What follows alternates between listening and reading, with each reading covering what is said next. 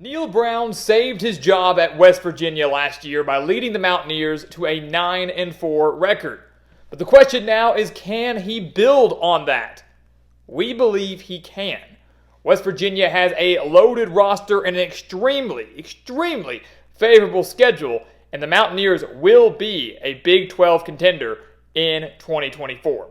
So welcome back to the Gridiron Expert, guys. We're so glad you could join us today to break down West Virginia's schedule for this upcoming season. As always, please continue to like, comment, subscribe, share our videos, and check out everything down in the description below, including our website, thegridironexpert.com. We've got tons of exclusive content over there to help you get through this offseason and to get you ready for this upcoming season, because it's going to be here before you know it. Also, check out our mailing address to send us some of your team's gear to be featured in every single GE video. We've got all this gear back here sent in by you guys, members of the GE Nation. We'd love some West Virginia gear. We'd love whoever your team is, send it to that mailing address, and we will proudly put it on display and give you a major shout out for that. And check out everything else that we have down for you guys. Again, it's all there to help you get through the offseason and to help you become a member of our GE Nation, where college football never dies. So you take a look at the Mountaineers, guys. It was a phenomenal season for Neal Brown and his squad. It was a make-or-break season. You know, a lot of people thought a bowl game probably wasn't, just getting to 6-6, 7-5 wasn't going to cut it. He had to do better than that, and he did. 8-4 regular season. West Virginia wins their bowl game. Maybe a surprise to some, maybe not to others, but this year it will not be viewed as a surprise, right? This is a year where West Virginia is expected to contend in the Big 12. With the talent they have returning, with the schedule that they have, with the removal of Oklahoma and Texas now moving on to the SEC, the Big 12 is wide open, and West Virginia should find themselves in the top half of the conference and maybe contending for a Big 12 championship spot by season's end. You take a look at what they're going up against. We said it was super favorable, and it is. The first thing that stands out to me really is the fact that the first 4 games before the bye week are all extremely winnable for West Virginia. And the Mountaineers probably need to find themselves no worse than 3-1 heading into that first bye week.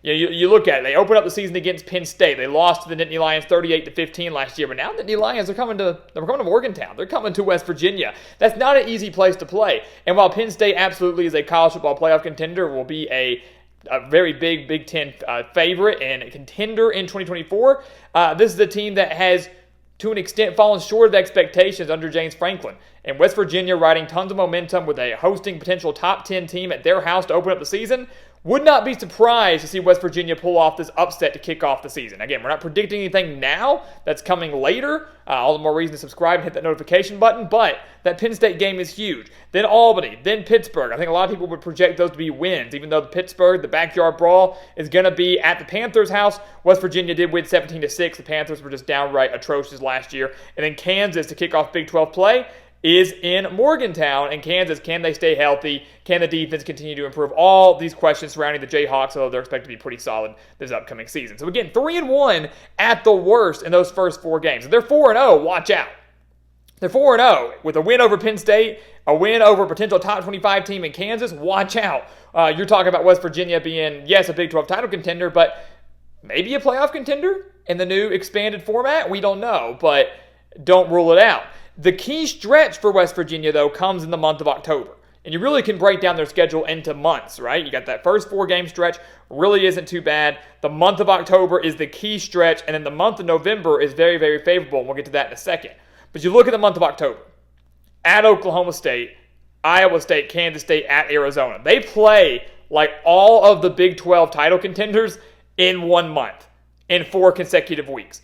Oklahoma State was the Big 12 runner-up last year, falling to Texas in the championship game. West Virginia lost to the Cowboys 48-34 last year. Then they take on Iowa State and Kansas State at home. Kansas State won the Big 12 2 years ago, was very, very solid again last year. Always are under Chris Kleiman, going to have a phenomenal run game, RPO-style offense with Avery Johnson at quarterback. You got Iowa State, who had one of the best defenses, not just in the Big 12, but in the country last year, and was a few plays away from being a 9-10 win team and being a Big 12 title contender, being in that discussion.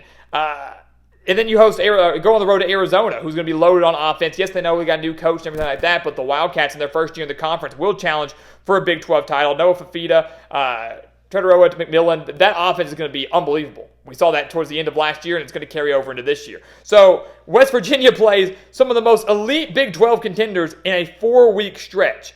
4 straight games, and that's what's going to define their season. Do they go 4-0 in that stretch? Do they go 2-2 in that stretch? Do they go 1-3 in that stretch?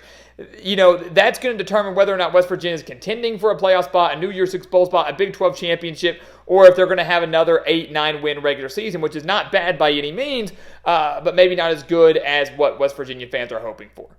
That month of October is absolutely crucial, and I'm looking at it.